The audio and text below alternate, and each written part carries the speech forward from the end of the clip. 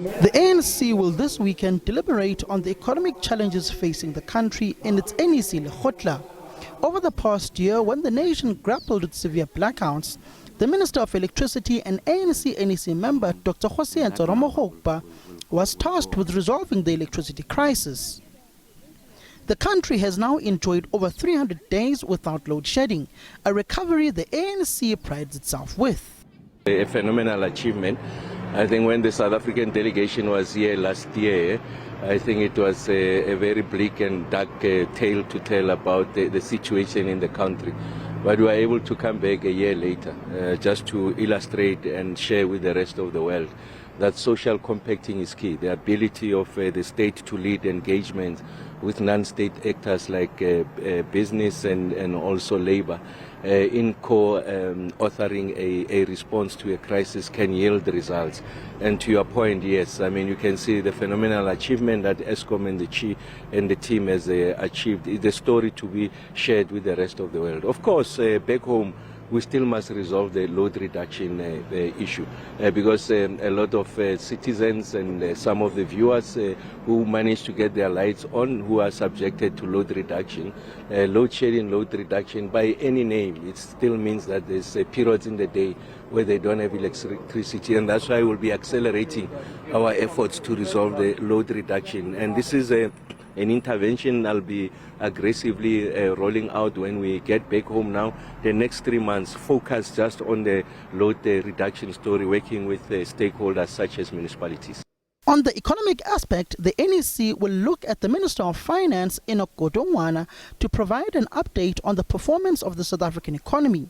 The ANC NEC has instructed government, and in particular the finance minister, to perform structural reforms. These reforms span to state-owned enterprises such as Transnet, Prasa, Denel and SAA, which is performing well now.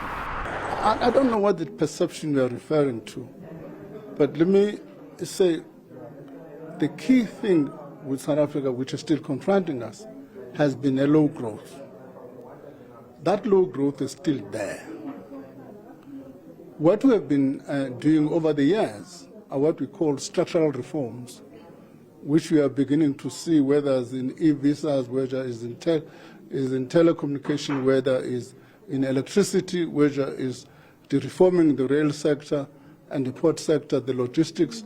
All of those are structural reforms which are beginning to bear fruit, which will impact on our growth outlook. Ministers of Finance, Electricity and Energy, plus Trade and Industry have been hailed by captains of industry and business.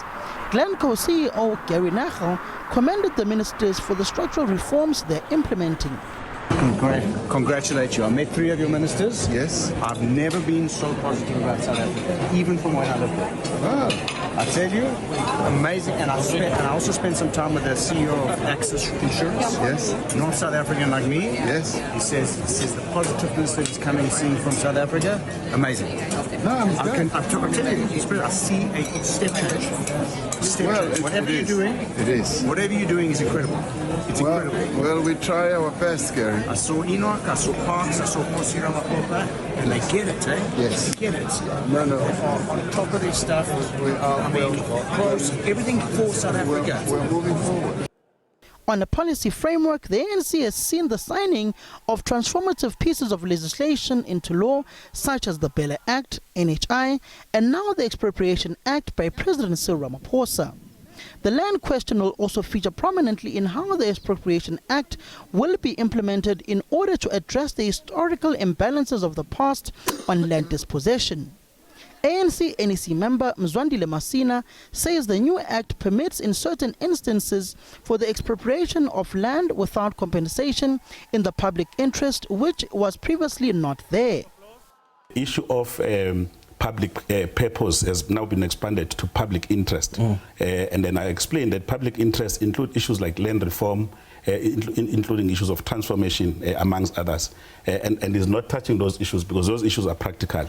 So we always knew that this as an act of, like any other acts that exist, has to be repealed by a democratic government. So where we are, I think that this act will actually assist us in a way. For instance, there is a provision there in the new act that has been signed by President Ramaphosa about compensation. It says that in an instances where, for instance, a property or a land has been abandoned or for speculative reasons, the government can expropriate without compensation.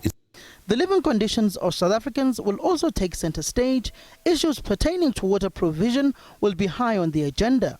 Water and Sanitation Minister Phemema Chodina, alongside Deputy Minister of Culture Dixon Masamula, will have to provide updates and the intervention measures on water provision and the dilapidating municipal water infrastructure. Samkele Masego, SABC News, Johannesburg.